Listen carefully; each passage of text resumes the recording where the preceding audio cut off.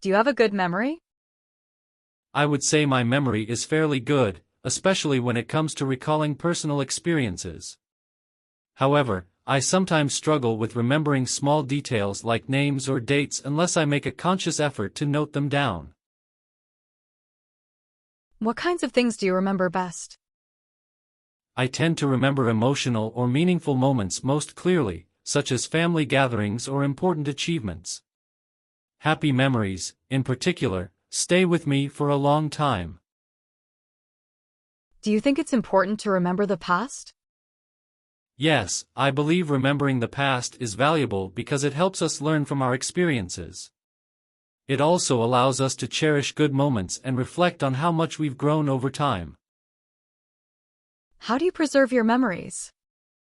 I like taking photos and writing in a journal to capture special moments. Sometimes, I also keep small souvenirs from trips or events, as they help bring back memories when I look at them. Do you often talk about old memories with friends or family? Absolutely. Sharing memories with loved ones is a wonderful way to bond. We often reminisce about funny childhood stories or past adventures, which always brings laughter and warmth to our conversations.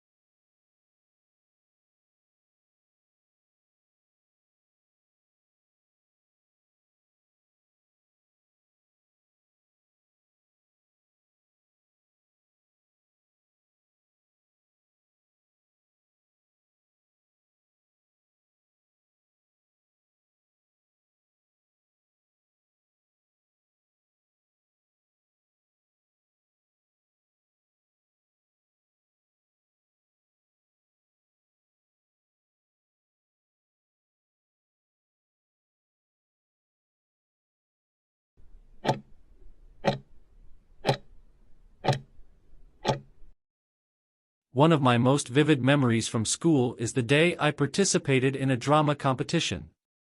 It was an annual inter-school event, and our class had been preparing for weeks to perform a short play. I was given a lead role, and though I was excited, I was also incredibly nervous because I had never acted in front of such a large audience before. What actually happened was both thrilling and slightly chaotic.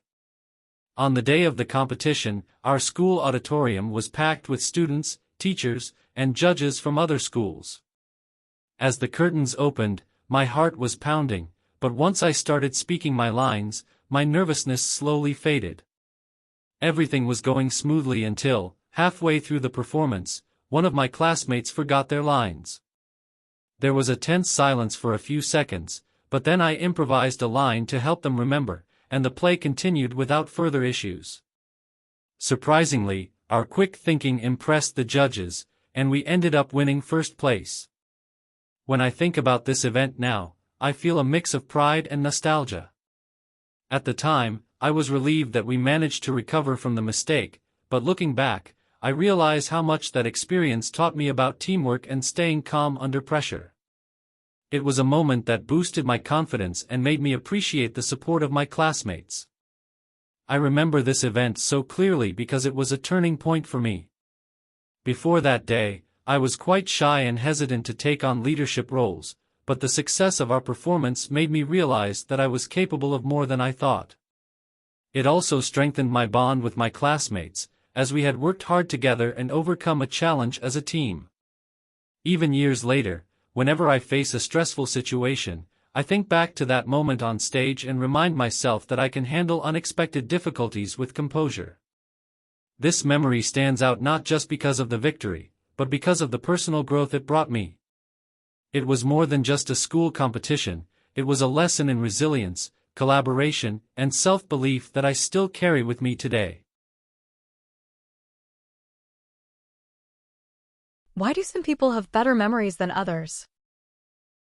Memory ability varies from person to person due to a combination of genetic, psychological, and lifestyle factors. Some individuals may have a naturally strong memory because of their brain structure, particularly in areas like the hippocampus, which is crucial for memory formation. Additionally, cognitive habits play a significant role. People who actively engage in memory exercises, such as puzzles or learning new skills, tend to retain information better. Emotional state also impacts memory. Those who associate experiences with strong emotions, whether positive or negative, often recall them more vividly. Another key factor is health and lifestyle. Proper sleep, nutrition, and physical exercise enhance brain function, leading to better memory retention. Conversely, stress, lack of sleep, or poor diet can impair memory. Age is another consideration. Younger people generally have sharper short-term memory, while older individuals may rely more on long-term memory due to natural cognitive changes. Finally, techniques like repetition, association, and visualization can strengthen memory, meaning that even those who don't naturally have strong recall can improve it with practice. How has technology affected the way we remember things? Technology has significantly altered memory processes, both positively and negatively. On the one hand, digital tools like smartphones, cloud storage, and reminder apps have made it easier to store and retrieve information, reducing the mental effort needed to remember details like phone numbers or appointments. This convenience can enhance productivity, allowing people to focus on more complex tasks rather than mundane memorization. However, reliance on technology may also weaken natural memory. Studies suggest that when people depend on devices to remember information, they engage less in active recall, which is essential for strengthening memory. The Google effect, where individuals forget facts they can easily search online, exemplifies this trend. Additionally, constant digital distractions, such as notifications and multitasking, can impair concentration, making it harder to form strong memories in the first place. Despite these drawbacks, technology also offers memory-enhancing benefits. Apps like Anki use spaced repetition to improve learning, while photo and video archives help preserve personal memories that might otherwise fade.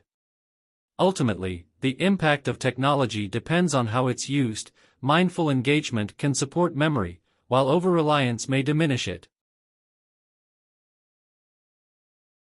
Do you think people rely too much on written records rather than their own memory? In today's fast-paced world, written records, whether digital or physical, have become essential for managing vast amounts of information.